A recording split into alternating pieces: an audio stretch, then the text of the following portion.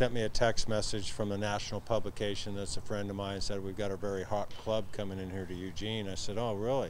Usually in super regionals, the team's barely limping. And so I do know a little bit about their coach. I haven't coached against him. He does a great job, comes from a great program at Georgia Tech. He's been in this environment before.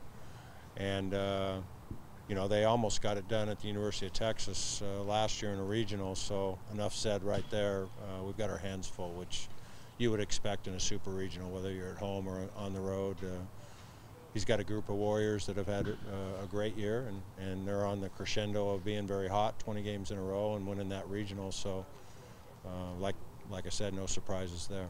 Different than a regional, George, but is this much more on the line too? But is this more like a typical Pac-12 weekend where it seems it's two teams, best of three, and you just need to win two of them? Yeah, that's the advantage of playing in a league like the Pac. Every weekend's similar to this, where you're trying to eke out 2 out of 3, and the stakes go up here and the emotions go up here, and there'll be more fans, and the prize is a little more significant to the players and the emotion and the coaches.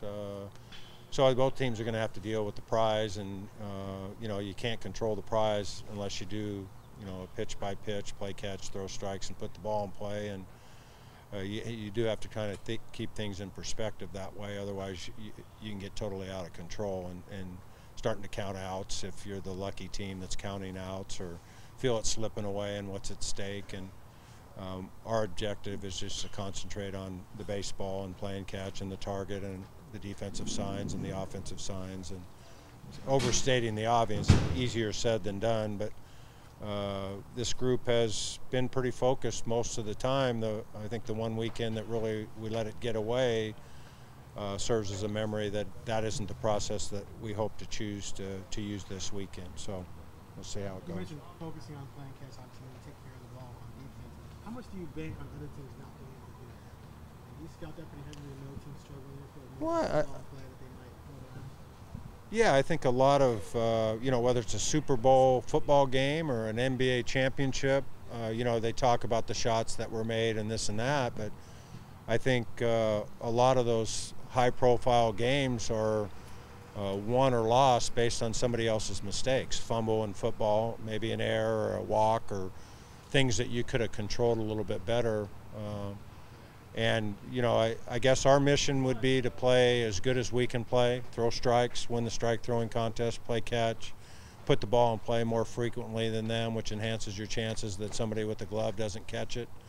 And if we fulfill our criteria, what a good baseball game is, that gives us the best chance to look up at the scoreboard at the end and get those kind of rewards. Again, easier said than done, but that's always going to be our process. You know, I'm sure Coach Strickland's talking about a faceless opponent, and you know, not stealing Chip's language necessarily, but we've always believed, even where I used to coach at the junior college level, at the 4-year level, that we don't play our opponent. We play the game of baseball, and it's up to them to adjust to us. So that isn't meant to be egotistical or we're better than anybody else, but I think that's the way you play baseball, football, basketball, golf. You don't worry about where Tiger is, you just try to do your job. And so that's the suggestion, and that's been the process ever since I came up here. And the challenge is to maintain that in a very emotional environment. Talking about this opportunity, we practice for these kind of opportunities. We put a lot of pressure on them in practice, a lot of demands. We practice with a system that includes crowd noise, so you don't have to hear something said from the dugout. So, you know, I've been a spoiled coach, so right from the very first day, our system's all designed to play in these kind of environments. That doesn't mean the players enjoy it or the coaches enjoy it as much, but heck, if we catch ourselves not enjoying this, then why are we practicing so hard all year long?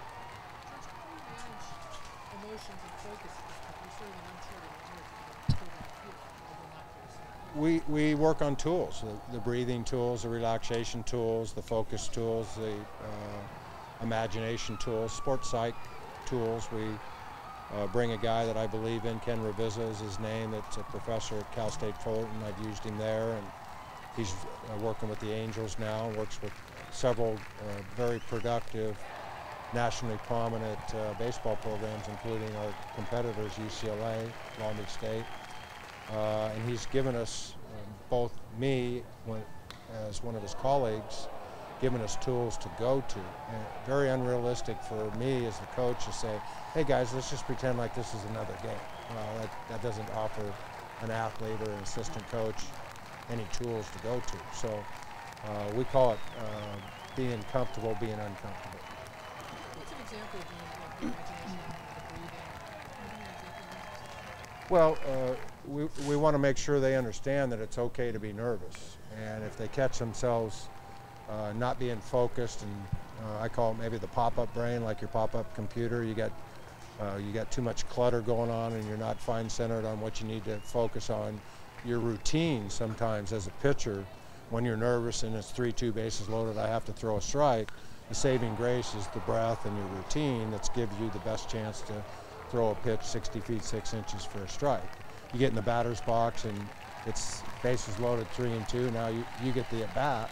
What gives you the best chance to fulfill that childhood dream that you're playing wiffle ball with your brothers and it's always 3-2 bases loaded, 2 outs in the bottom of the ninth. I'm hoping that my team takes a wiffle ball approach playing in their backyard against their brother. You don't ever think about failure there. Here, with the cameras on and the crowd and the prize at the end of the rainbow, you think about failure. What gives you the best chance to execute is you just take your face into the batter's box on the pitcher's rubber. And maybe you could reflect back into when I did it playing wiffle ball as a little kid.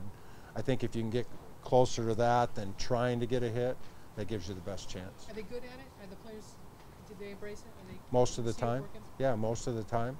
You know, I've prepared them. I've told them stories about ex-athletes that I've coached that have even been in the College World Series that had a year under their belt the previous year, and a guy that's an All-American guy, Jason Windsor, for example, went out and pitched the first inning, came back and said, I couldn't breathe the whole first inning. And I've seen that with other athletes. And you know, when you're the coach and you're making out the lineup and a camera 6 inches away from your face, and I say how many hairs are sticking out of my nose to that particular guy, it's different, you know, and your star player gets, hey, let me have this interview, and when you're the star player, more demands are put on you. So to say it's not going to have some distractions or emotional rushes is unrealistic. And I've shared with them other stories where the old coach, who is the old super regional expert or the Omaha expert, forgot to put his pants on one day in my hotel room when I was getting ready to coach the team.